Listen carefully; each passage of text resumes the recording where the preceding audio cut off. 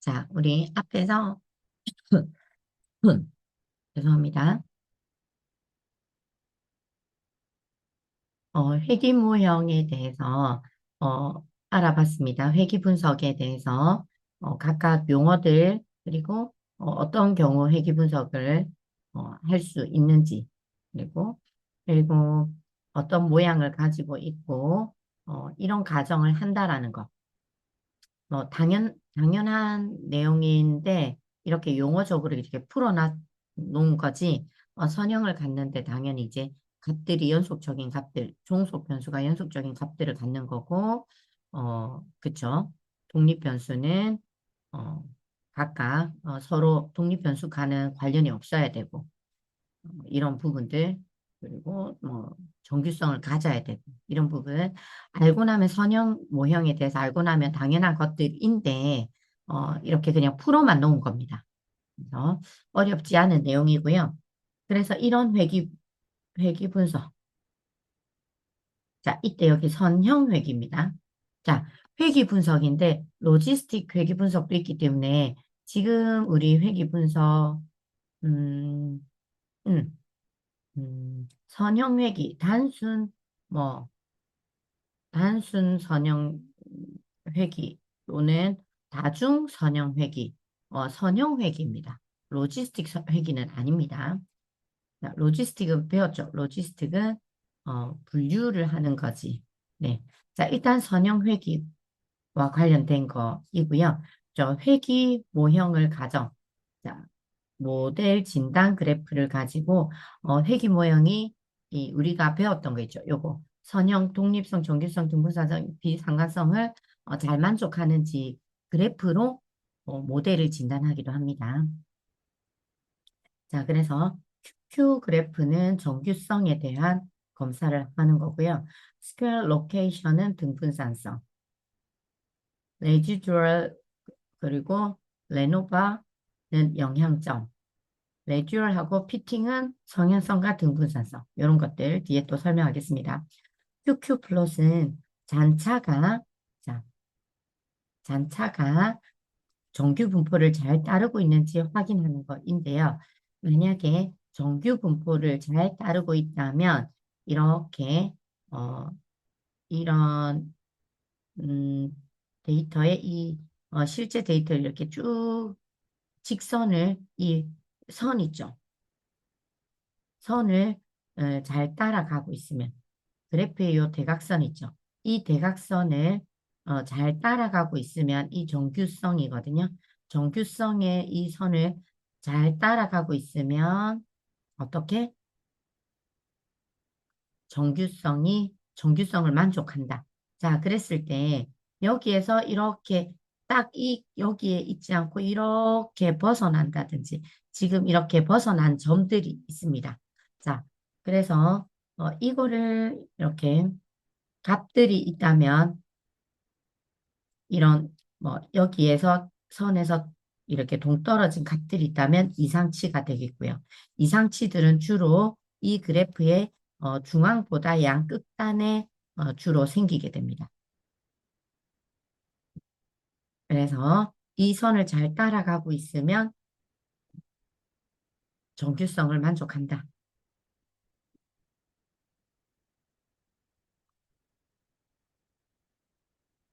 자, 그 다음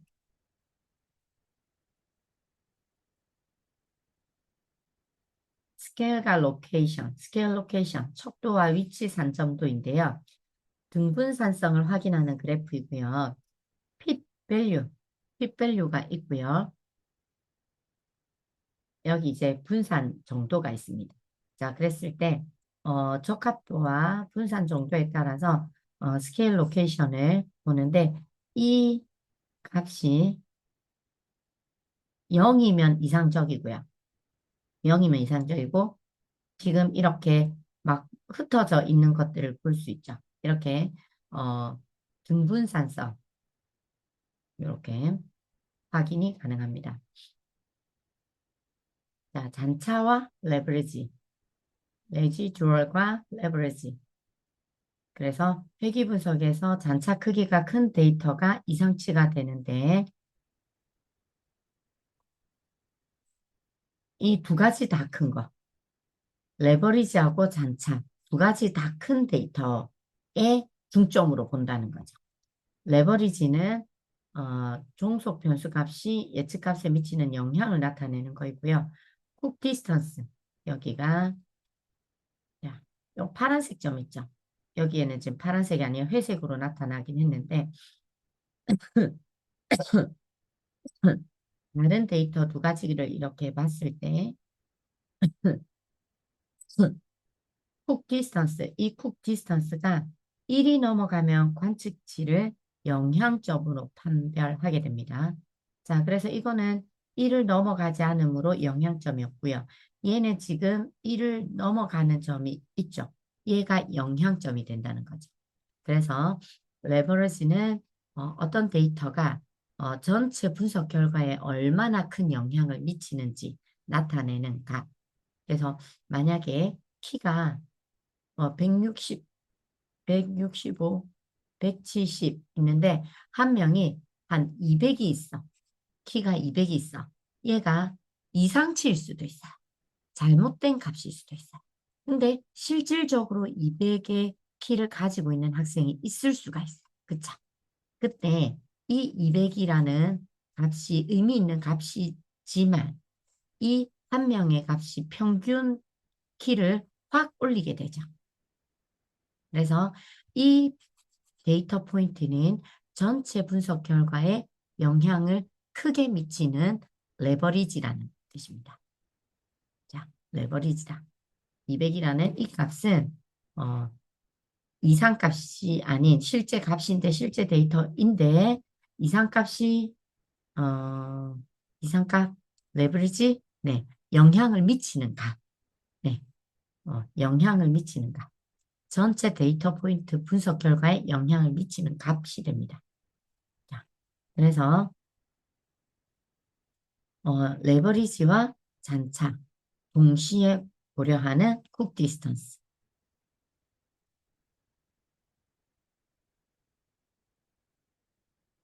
자, 다음 잔차와 레지듀얼과 잔차와 적합치 산점도입니다. 자, 여기에서는 어, 실질적으로 이 그림일 때 좋다. 이 그림일 때 이렇게 분산 정도가 이렇게 어, 잘 퍼져 있을 때 등분산성을 만족한다는 거죠. 이거는 독립 변수가 한, 네, 그런 거죠. 자, 우리 어, 선형성을 갖는다라는 거.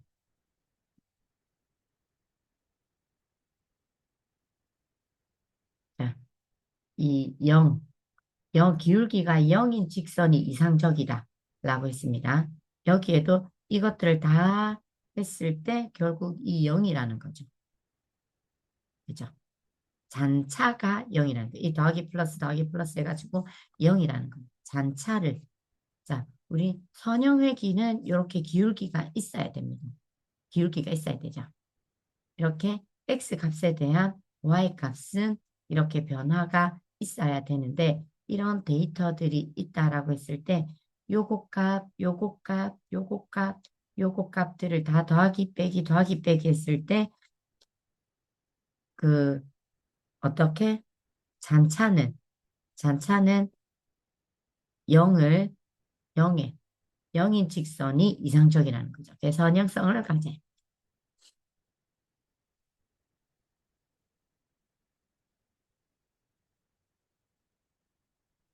그래서 0을 중심으로 균등하게 퍼져 있는 것이 좋다.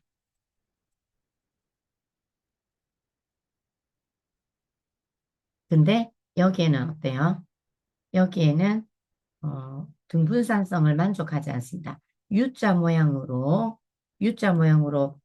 그래프를 그리는 것으로 보아 뭐 제곱항을 넣어서 뭐 어떤 비선형으로 변환해 볼 수 있다. 이것도 어떤 이런 그래프를 가지고 있죠. 그래서 이런 등분산성을 만족하지 않다. 등분산성은 이렇게 되어 있어야 등분산성을 만족하는 거죠. 이해되셨죠? 그래서 선형성은 만족하나, 선형성을 만족하나, 이거는 전부 다 등분산성을 만족하지 않는 거죠. 그리고 이 상태가 아니라는 거죠. 네. 자, 이 부분은 2025년 책에 추가된 내용이고요.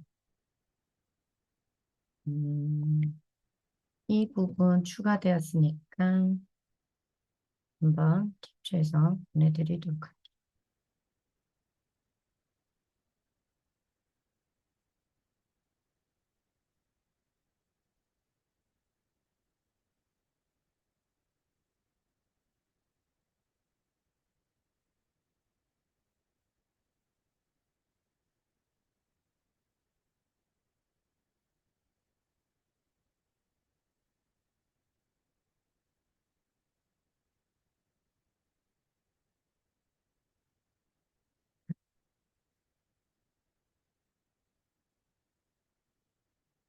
변수의 영향력 측정 지표로 이런 difference in beta, dp 베타, dp 베타, dp 베타, hook distance, leverage, residual 등이 영향력의 큰 관측치를 판단한다. 자, DP 베타부터 볼게요. DP 베타는 회귀 분석에서 특정 데이터 포인트가 회계 개수에 미치는 영향을 측정하는 지표이고요. 절대값이 1이 넘으면 그 관측치가 회계 개수에 상당한 영향을 미친다고 판단하는 거예요. 그래서 우리 아까 했었죠. 뭐 160, 165, 170, 뭐 이런 식으로 데이터가 분포하다가 200이라는 값을 가지고 있다. 이거는 DP 베타 값이 아마 1을 넘게 될 겁니다.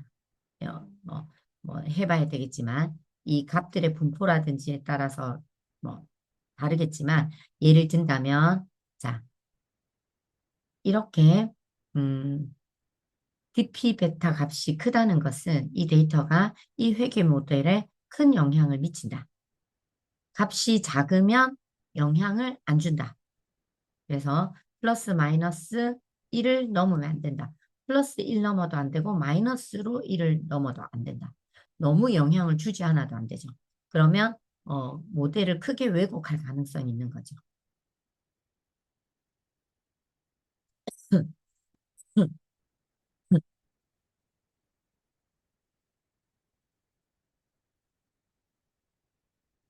그리고 디스턴스. 우리 앞에서 했죠. 훅 디스턴스. 모델 전체 예측에 대한 개별 데이터 포인트의 영향을 측정하는 지표. 똑같은, 똑같은 어떤 영향을 주는 데이터에 대한 지표입니다. 그죠? 훅 디스턴스 값이 크면 영향이 크다. 그죠? 자, 자, DP 베터가 그래서 회계 개수가 어떤 회계 개수가 얼마나 영향을 미치는지 하나의 어떤 값이 영향을 미치는지 훅 디스턴스, 레버러지, 레지듀얼도 레버리지가 높고 잔차익이 큰 경우 영향력이 큰 관측치. 자, 동일한 거를 이렇게 세 가지로 어떻게 비교할 수 있었습니다. 그쵸? 자, 문제 풀어볼게요. 회기 모형의 가정에 대한 설명, 빈칸에 들어갈 용어, 잔차와 독립변수 간에 관련이 있지 않아야 된다는 거는 독립변수 간에 독립성이 있어야 된다는 거죠. 잔차들끼리 상관이 없어야 된다. 비상관성. 뭐뭐는 정규 분포를 이뤄야 된다. 정상성을 에 관련 건데 뭐는 정규 분포를 이뤄야 되죠. 정규 분포를 이뤄야 하는 거. 자, 잔차항은 정규 분포를 이뤄야 하자. 네. 다음 중 잔차항이 정규 분포를 이뤄야 한다는 여기 나오네요. 잔차항이 정규 분포를 같은 문제. 자, 잔차항이 정규 분포를 이뤄야 한다는 뭐 회귀무형에 대한 가정으로 옳은 거. 똑같다 그죠? 여기 정상성. 정규성, 정상성. 동일하죠? 자, 어떤 회귀 분석의 과정에 위반되었는가? 이거는 뭐에 위반되었죠? 등, 등분산성. 없네요. 등분산성과 같이 있었던 거 선형성. 네. 선형성과 등분산성. 네. 자, 데이터의 정규성 검정. 아, 목이 안 좋으니까 발음도 잘 안 되네요. QQ 플롯, 히스토그램, 사피로웰크 검정, 홀모그로프 검정, 앤더스 달린 검정이 있습니다. 정규성, 자, 정규성입니다. QQ 플롯, 설명했죠? QQ 플롯으로 정규성 만족하는지, 정규 분포를 갖는지라고 했죠. 정규성을 가정, 만족하는지 시각적으로 확인. 자, 정규성을 만족하면 여기에는 이런 이상치들이 있다. 그죠? 여기 이상치 값들이 존재하네요. 자, 이렇게 대각선 참조선을 따라 분포하면 정규성 만족. 이렇게 참조선 밖으로 많은 값이 있으면 정규성 만족하지 않는다는 거죠. 자, 그래서 정규성과 관련됐다. QQ플로 정규성과 관련돼 있다. 히스토그램도 정규성과 관련돼 있습니다. 정규 분포 확인하는 거. 우리 이거 정규 분포 히스토그램 눈으로 확인하는 거 이거 많이 봤죠? 자, 이것도 뭐예요? 히스토그램은 결국 정규 분포인지 시각적으로 확인하는 거죠, 이것도. 자, 사피로 윌크 검정은 시각적인 거는 아니지만 얘도 정규성 확인하는 거야. 정규 분포를 따르는지 확인하는데 귀무가설은 정규 분포를 따른다라는 거예요. 그랬을 때 사피로 테스트, 사피로 자, 사피로 테스트인데 어떻게 정규 분포를 따르는 게 귀무가설이에요.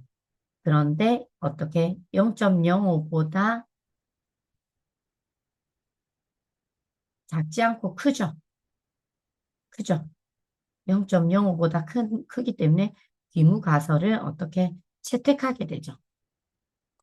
귀무가설을 채택하게 됩니다. 그러면 얘는 어떻게 데이터가 정규 분포를 따른다 하는 거죠.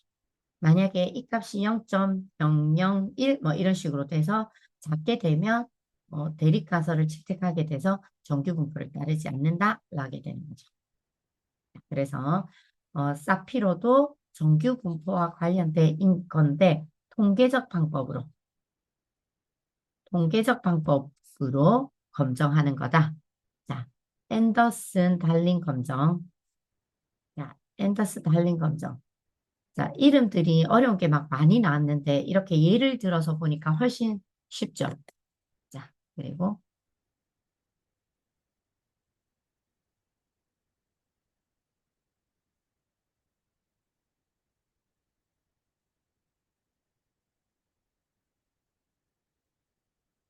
이것도 제가 캡처해서 드릴게요.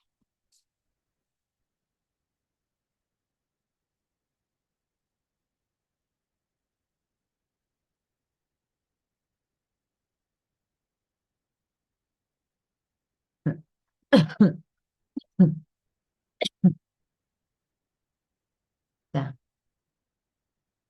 카피로 윌크 했고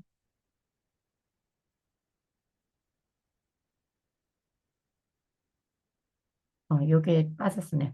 콜모고로프, 콜모고로프 스미누로프 검정. 네, 이름 어렵죠. 자, 이거는 이것도 특정 분포를 갖는 모집단에서 온 것인지 확인하는 적합도 검정 방법입니다. 자, 앞에는 앞에 세 가지는 정규 분포인지.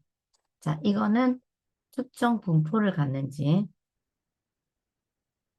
자, 데이터는 특정 분포를 따른다. 홀모 스미누로프 KS 테스트. 어, 어허. 지금 빠져나가게 됐는데 다시 슬라이드 쇼. 네. 자, 그래서 이거는 케이스 테스트이고요. 랜덤한 값을 이렇게 넣었을 때 얘를 검정하는 거죠. 자, 기무가설은 데이터는 특정 분포를 따른다. 이것도 통계적인 관점. 통계적 검정이니까 p-value 값으로 확인 가능하고 얘도 0.5보다 크죠. 0.05보다 크니까 기무가설 채택해서 특정 분포를 따른다라는 거죠. 네, 넘어갈게요. 앤더슨 달링도 이렇게 되어 있는 것들은 좀 전부 통계적. 뒤쪽에 나온 거는 통계적. 시각적인 거는 QQ하고 히스토그램 시각적인 거였고, 그죠? 데이터가 특정 분포를 따르는지 확인하는 적합도. 이것도 분포입니다.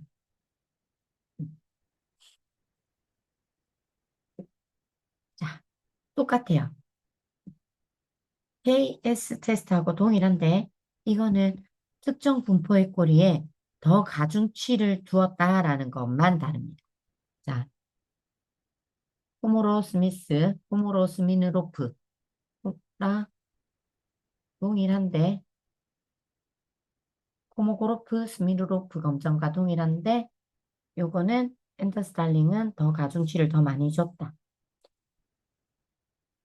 더빈 왓슨 검정 또 오차 간에 자기 상관이 없다. 오차항이 독립적인지 확인하는 거. 한 요 정도 보시면 될 것 같습니다. 자, 다음 중 데이터의 정규성 확인하는 방법으로 옳지 않은 것. 자, 정규성, 정규 분포와 관련된 거 있었죠.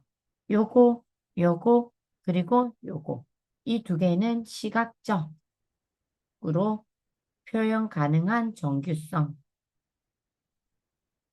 히스토그램, QQ플롯, 그 다음에 요거는 통계적으로 어떻게 정규성을 확인하는 거. 더비너스는 오차, 그죠? 자기 상관 여부였죠. 그래서 답은 1번. 자, 단순 회귀 분석에 최소 제곱법이라는 게 있습니다. 자, 실제 데이터가 있고요. 우리가 y는 ax 플러스 b라고 하죠. 자, 이거는 우리 직선의 방정식 1차 1차 함수? 네. 그렇죠. 자, 그랬을 때 이 값들은 이 직선의 방정식은 딱 명확하게 동일한 값을 가지죠. 그죠? 자, 근데 우리 실제 데이터는 명확하게 값을 가지지 않고 이 값들을 예측하기 때문에 어, 여기에는 그냥 요렇게 어, 쓰기도 하고요.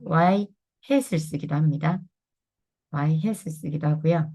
A 값을 예측하는 거는 wx 플러스 b 이 가중치를 w로 사용됩니다. 이렇게 w로 쓴다는 거. 자, 근데 이렇게 a로 썼는데 일단 네, 볼게요. w로 더 많이 쓰긴 하는데 y는 ax 플러스 b일 때 잔차를 제곱한 것의 합이 최소가 되는 상수 a, b를 찾는 거. 자, 그래서 우리가 어, 실질적으로 머신러닝에서 이 값들을 가장 잘 표현하는 선을 임의로 그어요. A, B 값을 알 수가 없어. 이 회색 선을 처음부터 찾는 게 아니잖아요.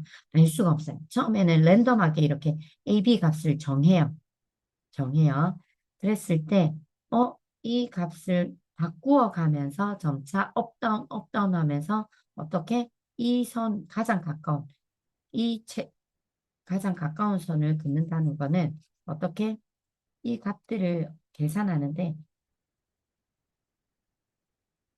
임의의 선을 긋고 나서 데이터와 내가 예측한 것들을 다 한번 오차의 값을 하는데 절대값을 쓰지 않고 이거는 제곱법을 쓰는 거야. 전체 제곱해서 이것들을 이 오차값들을 다 제곱해서 합을 구했을 때 그게 적은 값을 나오는 이 선을 찾는 거지. 자, 이해되셨죠? 그래서 이 선이 이 데이터를 가장 잘 설명한 선이 되겠죠. 그래서 잔차 제곱한 것의 합이 최소가 되도록 하는 상수 A, B를 찾으면 오차가 최소가 되는 선을 찾게 되는 거죠. 네.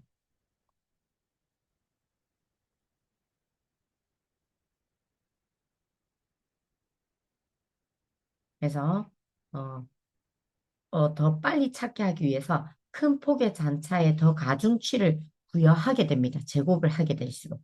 그죠? 그래서 독립변수의 값이 동일한 평균치를 갖는 경우 어, 가능한 변동폭이 적은 표본 회귀선을 도출하기 위한 것이다. 자, 회귀 분석하는 거.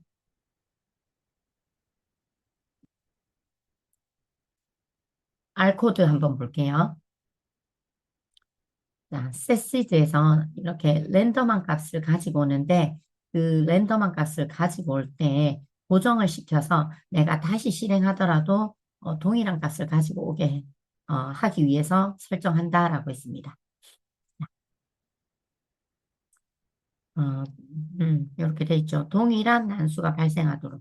네. 그리고 fit 여기 LM은 이 약자입니다. linear 모델, linear 모델. 자, linear 모델이고요. 자, Y는 앞에 나오는 거는 종속 변수.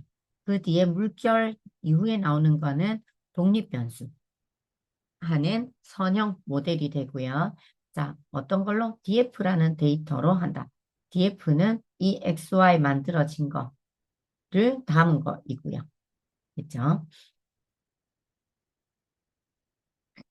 그래서 Y 값은 이 x 플러스 어떤 변화값, 어떤 오차값, 오차값을 줬고요.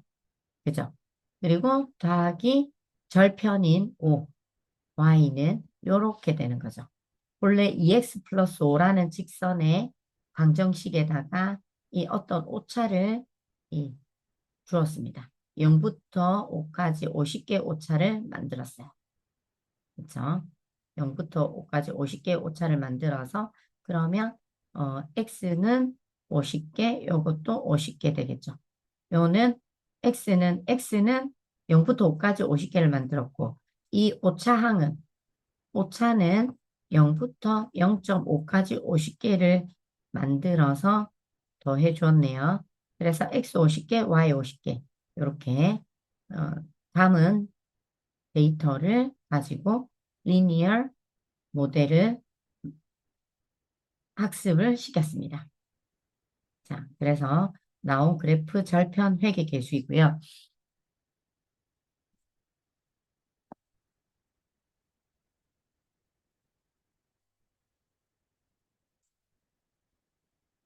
음, 네. 그래서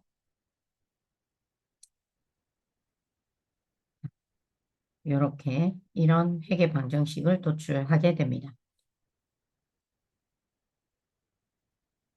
다중 회계 모형, 다중 회계니까 독립 변수가 여러 개가 되겠죠. 그래서 세 개를 가지고 왔고요.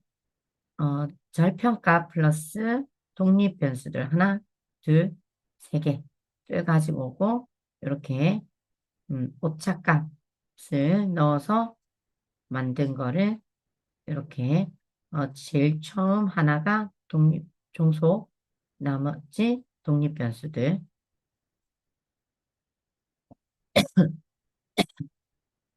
리니어 모델을 했고요. 실행했고요. 자, 그에 대한 절편값 그리고 회계 계수값들. 자, 회계 계수값. 그래서 회계 방정식은 절편 더하기 회계 계수 곱하기 이웃값. 이 회계 계수값 그리고 나중에 각 값들의 곱이 되겠죠. 네. 이런 회귀 방정식이 만들어진다. 자, 표본 회귀선의 유의 검정. 두 변수 사이의 선형관계가 성립하는지 검정하는 것. 그래서 회계식의 기울기 계수는 베타 1이 0과 같다는 겁니다. 자, 그래서 요거 세 가지 좀 유념해서 볼게요. 자, 차이. 이 차이를 잘 보셔야 됩니다. 모형이 통계적으로 유의미한가? 통계적으로 유의미한가는 F 통계량의 유의 확률로 확인 가능합니다. F 통계량이 높으면 유의 확률이 낮습니다. 자, 그래서 이렇게 통계량이 크고 유의 확률이 낮을 경우 0.05보다 작을 경우 보다 작을 경우 통계적으로 유의미하다는 거. 회계 개수들이 통계적으로 유의미한가? 이거는 전체적으로 모델을 생성했어요. 모델을 생성했어요. 앞에 거를 본다면 이 모델, 이렇게 나온 모델이 문제가 있는지 없는지를 보는 거고요. 이런 각각의 독립 변수들, 모델이 완성되었어요. 모델 전체를 봤을 때 유의미한가? 이거는 어, X, A, B, C 이 각각의 독립 변수들이 있을 거잖아요. 독립 변수들. 예. 독립 변수별로 회계 계수가 나오죠. 회계 계수가 나오죠. 그죠? 이,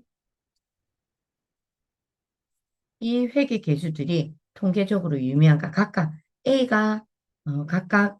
0.05보다 작으냐, 크냐에 따라서 회계 계수와 t값에 대한 유의 확률.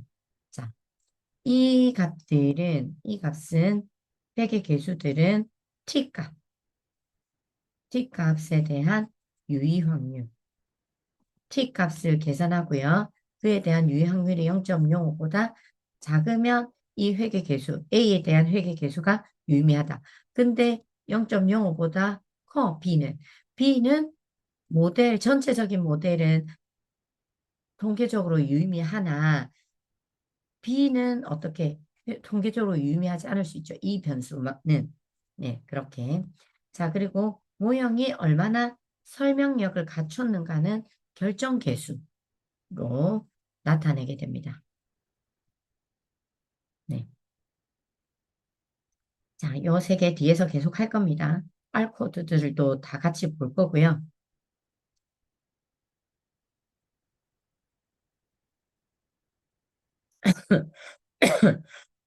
이거는 앞에서 했던 거고요. 그죠? 이런 모형을 가정하는지에 대한 회계 진단 그래프 그리는 거 했었고요.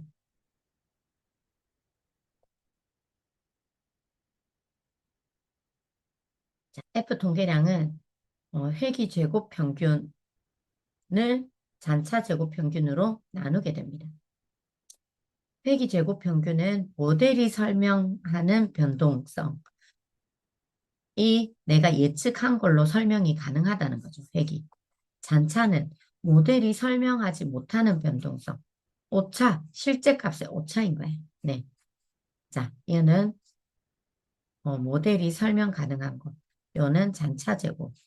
모델이 설명하지 못하는 걸로 나눈 거. 그래서 모델이 얼마나 설명 가능한가. 이 모델이 설명 가능한 변동이 클수록 모델의 설명 가능성 검증이 높아지는 거죠. 그래서 이게 모델에 대한 거니까 이게 F 통계량이 높을수록 유의성 통계적으로 유의미하죠.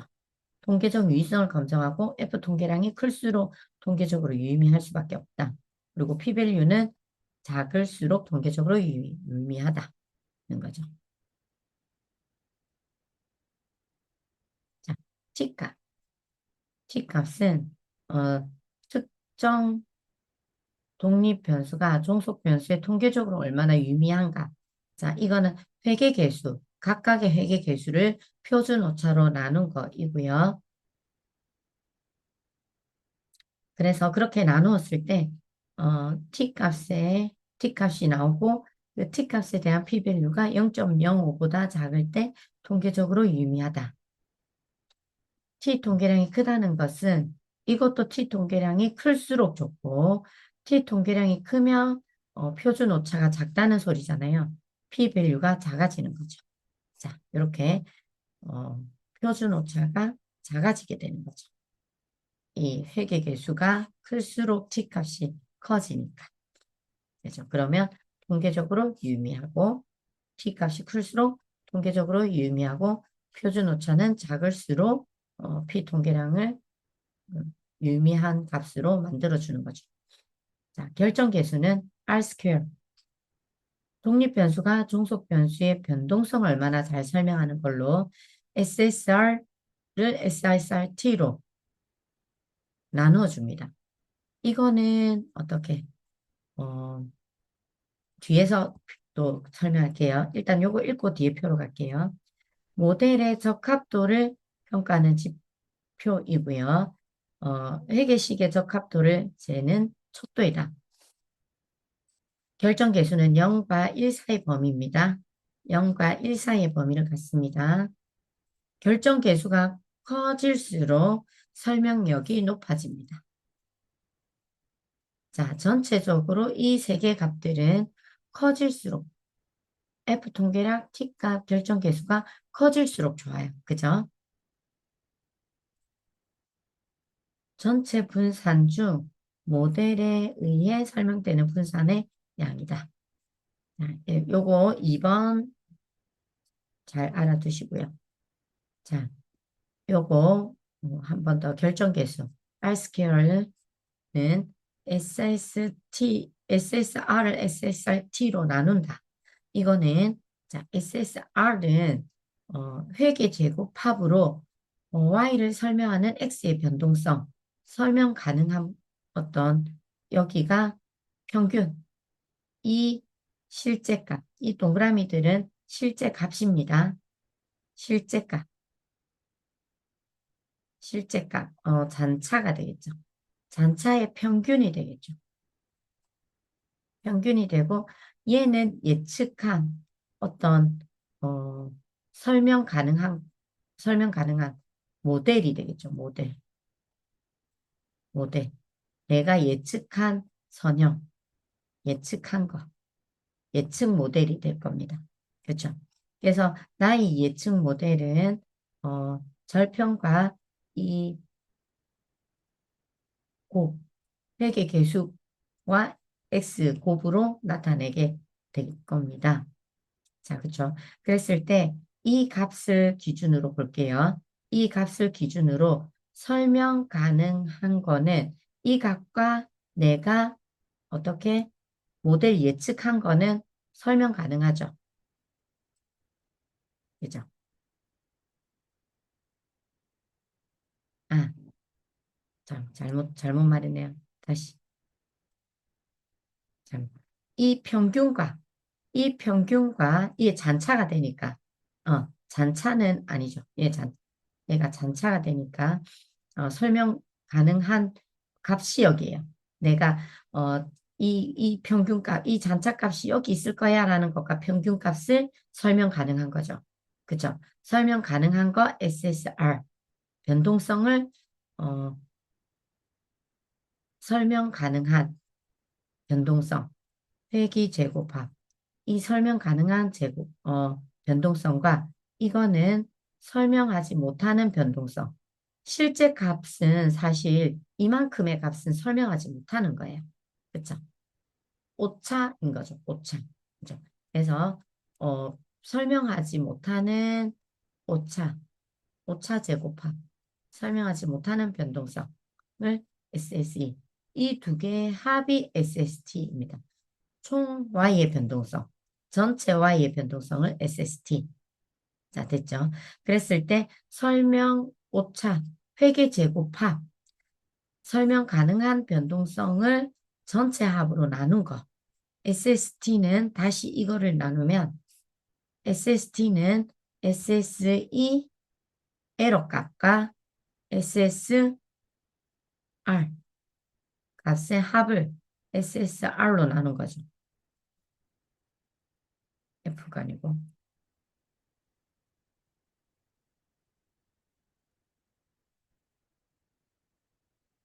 SSR. 자, R이 어, SSE, SSR 이거 알아두셔야 되는데 어, 안 적어져요. 네. 자, R은 리그레이션 이 선이잖아요. 이 선은 예측한 거, 평균과 예측 가능하니까 리그레이션. 자, 설명 가능한 변동성. E는 에러. 설명하지 못하는 변동성, 오차. 그래서 설명 가능한 거를 어, 이 전체 합으로 나눈 거. 자, 이렇게 보시면 쉽게 이해가 될 겁니다. 자, 그래서 제가 그냥 정리해 놨고요. 이거를 한번 제가 정리한 겁니다. 그래서 한 번 더 본다면 F 통계량은 F 통계량, T값, 결정 계수가 있고요. 이거는 모델 전체 유의성 검정, 모델 전체 유의성. 이거는 개별 독립 변수의 유의성 검정. 요거는 모델 설명력을 나타내는 지표. 그래서 이런 공식들이 있고요. 사용법은 P값, 모델 전체 P값. 요거는 각 독립 변수의 T값에 대한 P-value. 요거는 0과 1 사이의 값을 가지는데 1에 가까울수록 좋고, 네. 다중회귀 분석에서 특히 중요하고 모델 전체적 합도, 개별 영향력 평가, 직관적으로 이해하기 쉬운지, 이거는 결정 계수는 직관적으로 이해하기 쉬운지, 변수 추가가 필요한지 이런 거, 이 변수로 설명 가능한지, 다른 변수가 있어서 그러니까 이 값들로 설명 이 모델이 잘 만들어졌는데 다른 변수가 영향을 끼칠 수도 있다라는 거죠. 설명 개수 값으로 확인 가능하죠. 자, 한번 R 코드 확인해 보도록 하겠습니다. 자, 리니어 모델. 자, 1번부터 볼게요. 자, 여기 회계 계수 별이 있죠. 이 별 값은 이렇게 나와 있어요. 이 값, 0부터 이 값 사이는 별 3개, 이 값부터 이 값 사이는 별 2개, 이 값과 이 값 사이는 별 1개, 이 값과 이 사이는 점, 이 값과 이 사이는 널 값을 가진다라고 돼 있어서 엄청 유의한 정도. 0.05보다 작은 별이 있다는 거는 다 작죠. 별이 있다는 건 다 좋아요. 근데 별이 3개면 더 적은 값을 가지니까 P별 값이 엄청 작은 값을 가지니까 더 많이 유의한지 값을 알 수 있죠. 이렇게 되어 있을 때 이것보다 이게 더 유의미하다라는 걸 알 수 있죠. 이 각각의 U, V, W 전부 다 유의미한 독립 변수들이네요. 통계값 대비, 통계값 대비 회계 개수들이 0.05보다 다 작다. 그래서 자, 별이 없다면 이 값 W에 별이 없다면 유의미하지 않죠. 자, 그래서 각 요 말인 것 같네. 자, 이 값은 T 통계량에 대한 회계 계수로 각 변수들이 유의미한지를 알아보는 거이고요. 이 모델이 유의미한지는 F 통계량으로 알아본다고 했죠.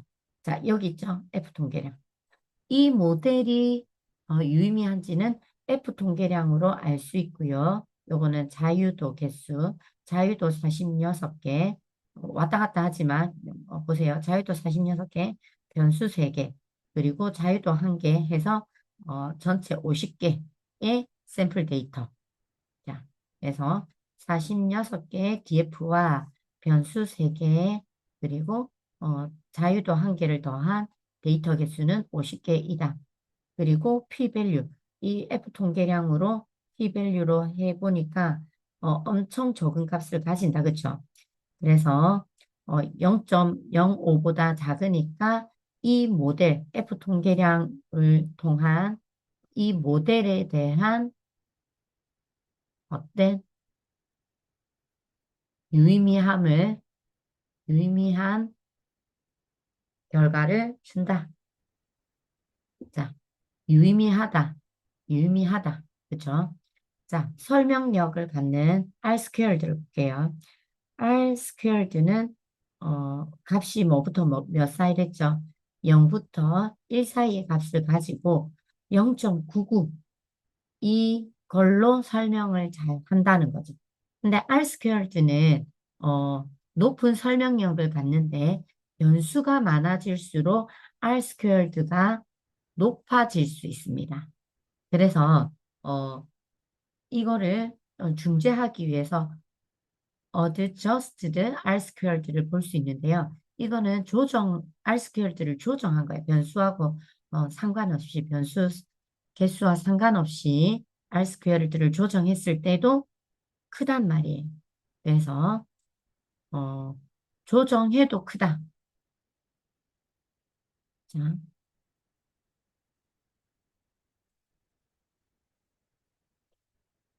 그래서 변수가 3개라도 큰 차이를 보이지 않는다는 거죠. 그래서 설명도 가능하다. 좋은 설명력을 갖는다. 그죠?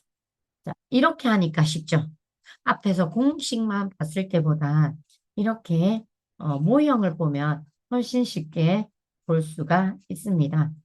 그렇죠? 그래서 이 F 통계량으로 이 변수들이 설명 유의미한가? T 통계량 이거는 이 모델, 그래서 이 전체 모델이 유의미한가? F 통계량 R 스퀘어드로 설명력을 말할 수 있습니다. 자, 이렇게 보고 나면 쉽죠. 자, 리니어 모델은 동일하고요. 디스턴스와 스피드가 있습니다. 자, 스피드. 아노바 분석. 아노바 이거 하지 않았어요?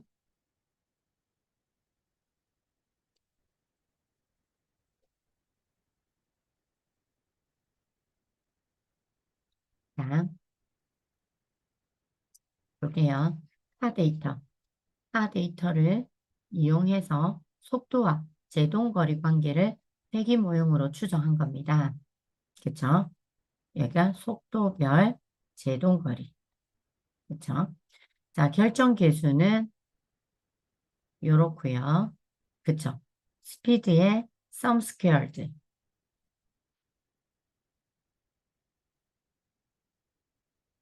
자, 얘가 sum, sum of squared. 제곱합이죠. 제곱합인데, 데이터 변동성을 나타내는 것. x 값이 있는 게 뭐예요? 이게죠. 이게, 이거는 설명 가능한 거. 잔차는 뭐예요? 설명하지 못하는 거. 있나요? 얘는 SSR, 얘는 SSE. 됐죠? 그래서 결정 계수는 어떻게 구하냐? 이렇게 구하잖아요. SSR 분의 SSR 나누기 두 개 합으로 구하면 요 값이 나옵니다. 그래서 결정 계수는 0.65, 0과 1 사이 값을 가지고 0.5보다 넘으니까 뭐잘 설명한다. 아주 잘은 아니지만 그래도 비교적 잘 설명한다라고 볼 수가 있죠. 자, F 밸류의 P 밸류를 볼게요. F 밸류의 P 밸류. 요거는 어때요? 0.05보다 작죠? 그래서 별 3개나 있어요. 이거는 이 스피드가 이 속도가 제동거리를 잘 유의미한 값을 가진다. 그죠? 통계적으로 유의미하다는 거죠. 이 변수가, 스피드라는 변수가 제동거리에 유의미한, 통계적으로 유의미하다는 거죠. 그죠? 그 다음, 어, mean square error는 오차분산의 불, 오차분산에 대한 불편 추전량이죠. mean square error잖아, error. mean square error. mean square error는 이 값은, 이거를 SEC 설명하지 못하는 거를 잔차로 나누었어요. 그게 어때요? 오차 불편, 오차 분산의 불편 추전량이 되는 거죠. 그렇죠? 요걸로 설명 가능한지를 S, R 스퀘어드를 구한다면 이거를 통해서 요거 MSE를 구할 수 있습니다. 여기 MSE 에러가 이거죠. 됐나요? 자, 그리고 데이터 개수는 48, 48, 그리고 1개, 그리고 플러스 1개. 그러니까 48, 49, 50. 전체 샘플 수는 50개가 되고요. 이렇게 하면 안오바 분석까지 했습니다. 자, 우리 문제 풀어보는 거는 쉬는 시간 가지고 진행하도록 하겠습니다. 11시. 우리 점심시간이죠. 네, 점심시간 가지고 1시에 수업 시작하도록 하겠습니다.